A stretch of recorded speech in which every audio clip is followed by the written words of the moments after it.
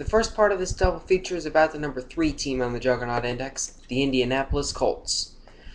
The Colts failed to win a game this preseason, per their usual.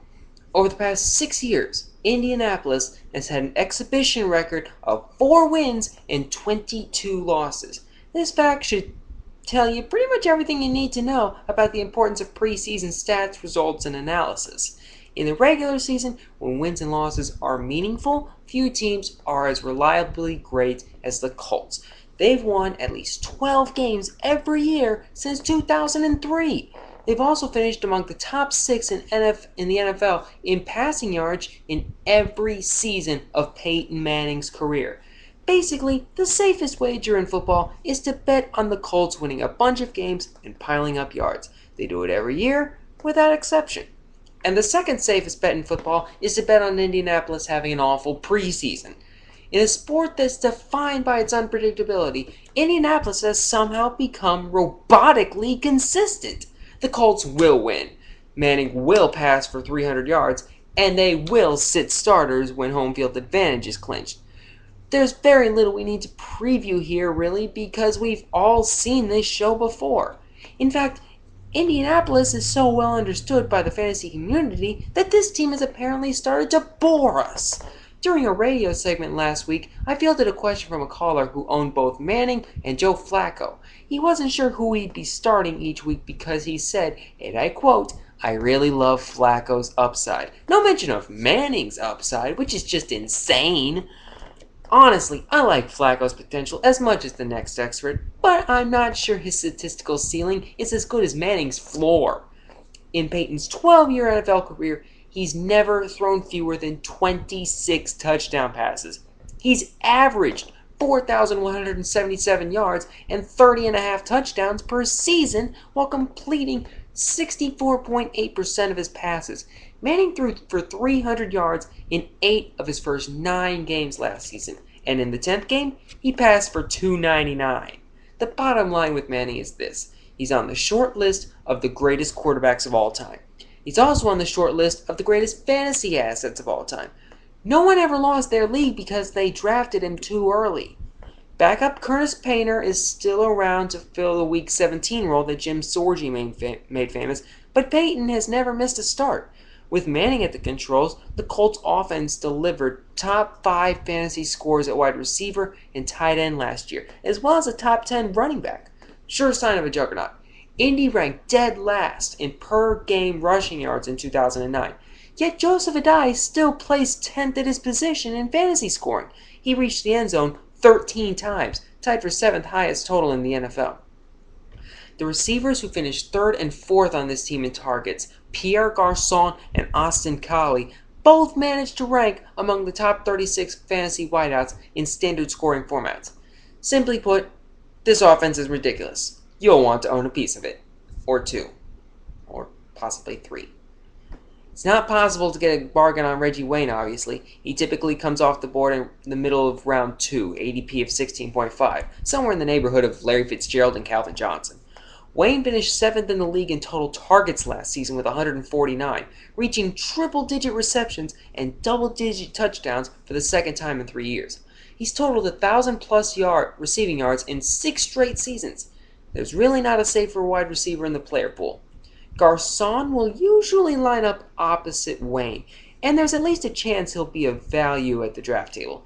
His current ADP at Mock Draft Central is 58.1, but in many live drafts I've witnessed recently, he goes anywhere from the 4th round to the 8th. Garçon was a revelation in his second season, and he and Collie managed to fully replace the contributions we all expected from Anthony Gonzalez. You'll recall that Gonzalez, a first-round draft pick in 2007, injured his right knee on a non-contact play in the first quarter of Week 1 last season. He didn't record a catch all season. Garçon saved his absolute best for the playoffs, hauling in 11 passes for 151 yards and a touchdown in the AFC Championship game, while Wayne was held captive on Revis Island, then delivering 66 yards and another score in the Super Bowl.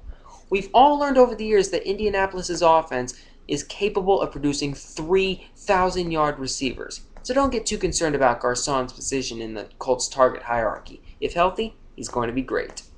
Gonzalez appears to have recovered from last year's injury. He feels great, he says, but he sounds a bit frustrated with his current placement on the depth chart. The Indianapolis Star's Mike Chappell reports the following. It appears the primary alignment at Houston in Week 1 might be the same as it was during the Super Bowl loss to New Orleans. Wayne and Garcon on the outside, Collie in the slot.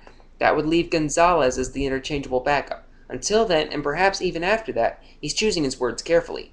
Gonzalez said, and I quote, "All I wanted was an opportunity to compete. That's it. That's what I was promised."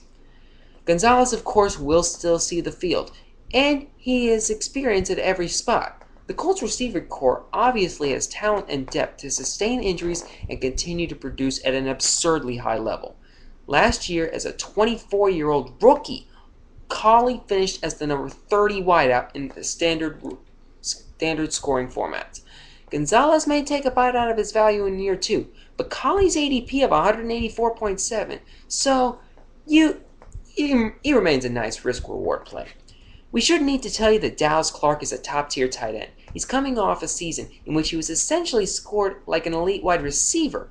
Clark gave us the first 100-catch, 1,000-yard, 10-touchdown campaign in the history of his position. In 2 of his past 3 years, he's finished with double-digit TDs, so you don't need to worry about his role in the red zone. Draft early and enjoy.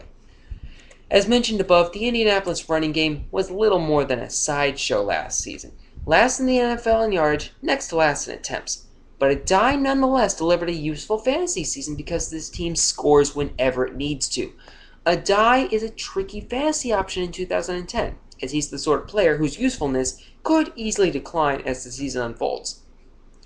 He's been relatively lousy on a per-carry basis over the past 2 years, 3.5 in 2008 and 3.8 in 2009.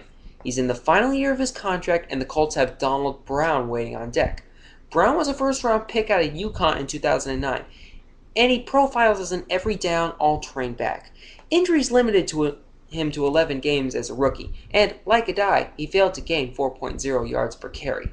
During camp, Manning described Adai and Brown as near equals, and I quote, "We expect Brown to be a huge contributor this year. He and Joseph both, whenever they're in there, were running the same plays. Adai has proven himself to be a fine receiver out of the backfield, and we expect Donald to be that same contributor on the passing game.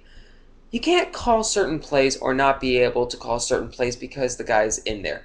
We expect Donald to be able to do the same things in the passing game Adai did. He's very bright, he knows his protections, and he's hungry to come out here and have a good year. If nothing else, Brown is a serious asset in dynasty formats. He could very well be the lead back in Indianapolis the next season, and his draft day price isn't too steep, ADP of 106.4.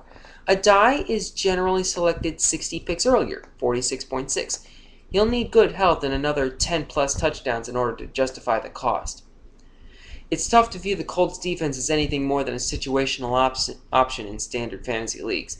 This unit was perfectly middle of the pack in terms of yards allowed, 339.2, sacks, 34, and takeaways, 25. However, Indianapolis' defense is a fundamentally different entity when safety Bob Sanders is healthy, and at the moment, he's ambulatory. That's a good sign. Sanders is a terrific IDP when he's fully functional. Linebacker Gary Brackett with 99 tackles in 14 games, defensive lineman Robert Mathis with 9.5 sacks, defensive lineman Dwight Freeney with 13.5 sacks, and defensive back Antoine Bethea with 95 sacks deserve your attention too.